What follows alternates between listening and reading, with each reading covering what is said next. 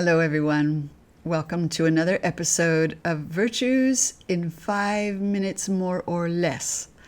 This is Reflections with Auntie Debbie, and I'm your host, Debbie Eckert. I hope that when we think back on some of the virtues that we've examined so far, we'll begin to notice a pattern or an attribute that they all have in common. If we are looking carefully, paying attention, and listening also to wisdom and sacred traditions from all over the world, we'll hear them all speaking of these virtues. And as we familiarize ourselves with them more, we begin to see that really the acquisition of virtue is part of the purpose of our life, that we are here to love and to grow in virtue. So let's look a little more deeply. When we observe the world and the people on it, we notice that all of us have been created with a remarkable variety of talents and gifts. Each one has a unique constellation of these talents and gifts, so nobody is exactly like the other. Why do you suppose that is? What is the purpose of us being created with these gifts? Is it just to make life interesting? Let's look a little further. What is the outcome when we make the effort to practice these virtues? What happens to ourselves and to the people around us? I'll give you an example. Say I want to really work on the virtue of patience, and I really do want to work on that virtue. If I start practicing it more and more, if I keep it in the forefront of my mind and make my best effort, what's going to happen? Eventually, I'm going to grow in that virtue. I'll become more patient. I won't lose my temper so often. I'll learn better ways to handle anger or frustration. And the people around me are going to be grateful. They're going to benefit from that. They're going to feel better. I'm going to feel better. And in that little way, that humble way, I'm improving the world around me, as well as improving myself. So when we look again at these virtues, then we begin to see that perhaps the reason we're given all of these potential talents and gifts is to make the world a better place. In other words, to carry forward an ever-advancing civilization. It's pretty exciting and pretty wonderful that we can all participate in it. There are a limitless number of ways that we can offer service. So how do we do it? We look around, we see who needs help or what needs help. We reflect then on what we might be able to do to help, either by ourselves or in the companionship of other people, and then we do it. But we do it not for recognition or for fame or to gratify our own selves. We do it for love. We do it out of gratitude for the great gift of being alive.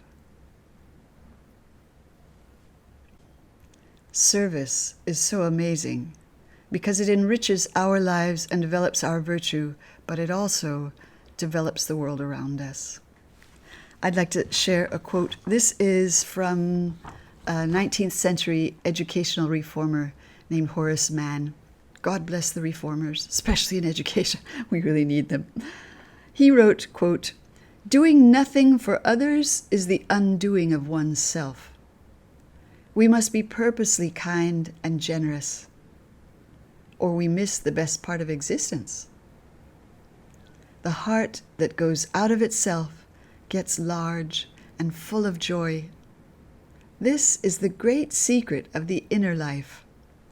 We do ourselves the most good doing something for others." Unquote. Anything that we do, if we do it in the spirit of service, transforms whatever it is we're doing. I have another quote for you. This is from the philosopher Harry Hamlin.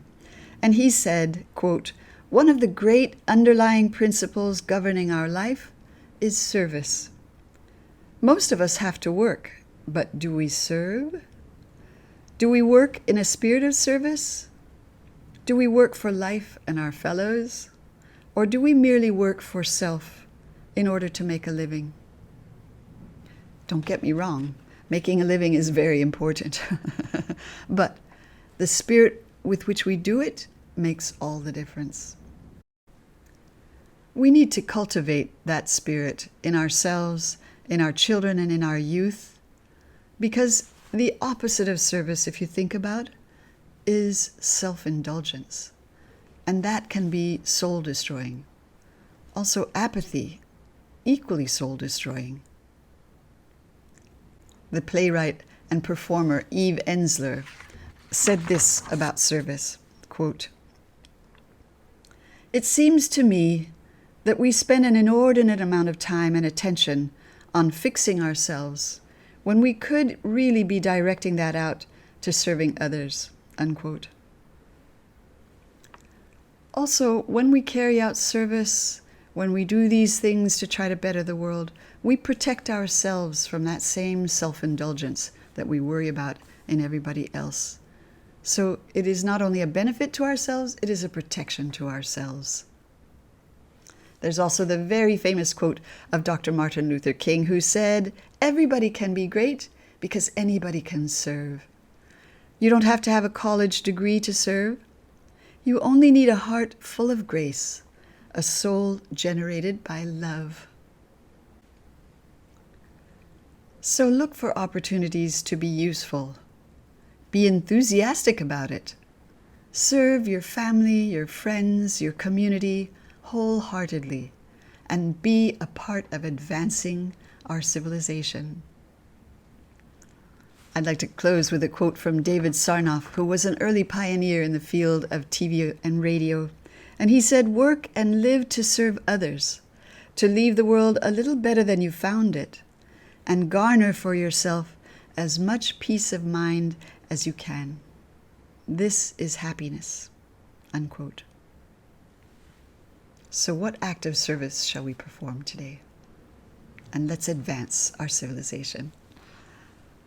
Thanks for being with me again. I hope you enjoy the videos, and if you do, feel free to hit the like and the subscribe button. And if you'd like also, if you feel moved to support this work, please visit my Patreon page, which at the moment is pretty blank, but I'm working on it. Thank you again. Have a great day.